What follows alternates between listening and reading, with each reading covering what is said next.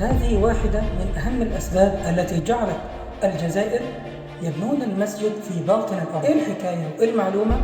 ده اللي هنعرفه معانا في هذا الفيديو القصير جدا، معلومة في حكاية مع محمد عباس، فتابعونا. مسجد التوحيد المعروف أيضا باسم مسجد الموحدين، هذا مسجد فريد من نوعه يقع تحت الأرض في ولاية البيض بالجزائر. تم بناؤه في فترة الاستعمار الفرنسي للجزائر في ثلاثينيات القرن العشرين على يد الشيخ محمد ابن بحوص رحمه الله. أهداف بناء هذا المسجد كان التحدي السري للاستعمار الذي كان يمنع الجزائريين من إقامة شعائرهم الدينية، فكان الاستعمار الفرنسي يقوم بتحويل بعض المساجد إلى كنائس.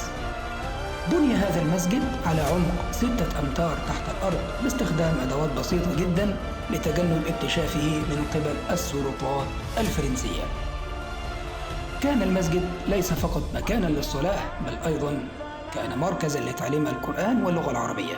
تخرج منه حوالي 375 حافظا للقرآن الكريم، وشارك الكثير منهم في الثورة الجزائرية.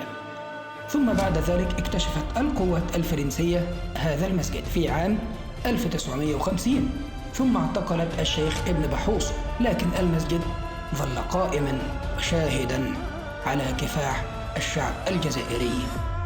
نسأل الله عز وجل أن يحفظ علينا بلادنا وأوطاننا، اللهم آمين.